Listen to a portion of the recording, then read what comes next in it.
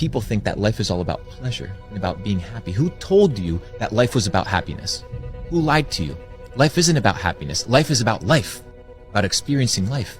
You're supposed to enjoy and learn and train through suffering the same way that you do from pleasure, right? Because now you realize that suffering is part of life. It's undeniably a part of life. Remove all negative people out of your life immediately. Anybody that's semi-doubtful or naysaying, get them out. If you're talking about your dreams and goals and they give small, sarcastic remarks, boot them. Just an all-around negative Nancy, kick them out of there, man. How much do you love yourself? Because if you understand the value of self-love, you'll never be friends with those type of people. Most of the people out here are running around empty.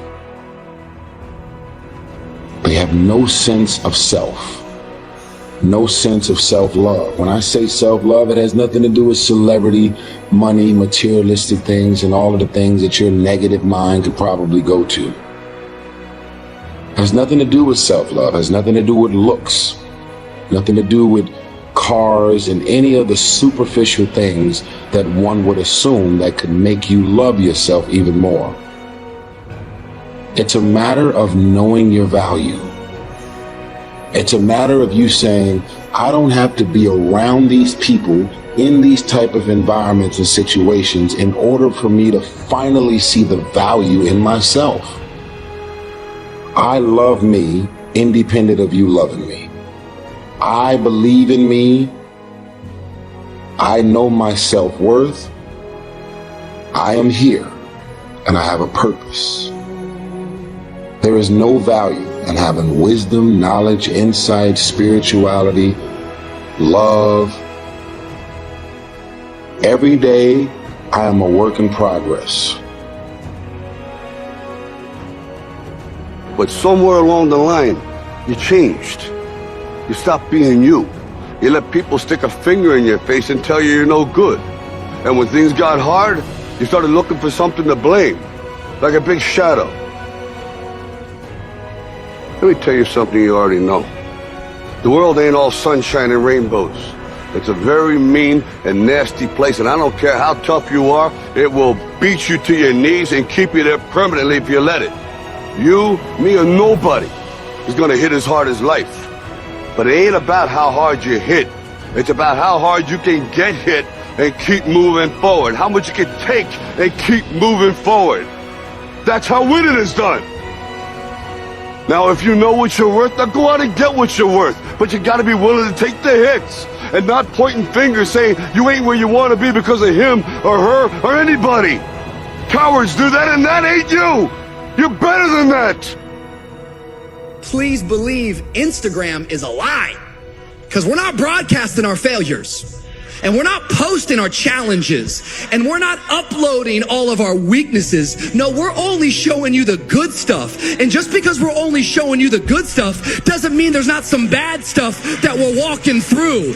And the only way you're gonna walk into amazing things is when you get your eyes off of the grass on the other side and you get focused where you are.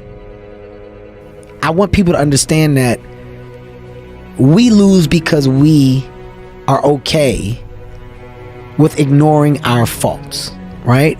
It's not until you can accept your faults, your bullshit, that you can grow and do better. We point the finger a lot. By we, myself included. I'm an example of it. Yo, I didn't do that because nobody told me. I didn't get up. I didn't hear the alarm. Why didn't you call me and get me up? Yo, I didn't know we was going to go eat. Didn't nobody tell me we was going to go eat? I would have came to eat, but y'all ain't tell me. I ain't know we had a test today. Why didn't you tell me we had a test today? I ain't study because ain't nobody reach out and tell me. There's so many things that we place the blame on others for that are truly our responsibility. And it becomes a habit. It's a force of habit. So it's not until you break that habit that you can do bigger and better shit. So this Audible original of mine called The Decision It's about making you look at shit differently. Making you realize the tone of today and making you understand how much you're a part of it. Stop scaring yourself. How often do you terrorize yourself with your own thoughts? You get into absolute terror, and it's only coming from your thoughts. Nobody out there is doing a thing. Sometimes it's an old family pattern. Sometimes we get new things. I would like people, when you have time, to make a list of your fears. Make a list of your fears. And then give yourself the opportunity to turn each fear into a positive affirmation. Turn each one into something positive. And remember, always you are in charge. You are always in charge. See, one idle thought doesn't make a whole lot of difference. Thoughts are like drops of water. You drop a drop of water and it doesn't mean much. But if you keep dropping and keep dropping, you get a puddle on the floor, and then you can get a little pond and a lake, and finally you can create an ocean. And with our own thoughts, we can drown in a sea of negativity, or we can float on the ocean of life. And it's up to us. The thoughts we think accumulate. And what sort of puddles are you standing in? Or are you up to here? Or are you up to here and trying to paddle? You know, what are you doing to yourself? When we're willing to change our thinking, we can change our experiences. And it doesn't matter if you've got a big puddle of negative thoughts. You know, you can move over here and create a puddle of marvelous positive thoughts. You can make changes, always. So you want to turn those fear thoughts into positive affirmations. Let them work for you.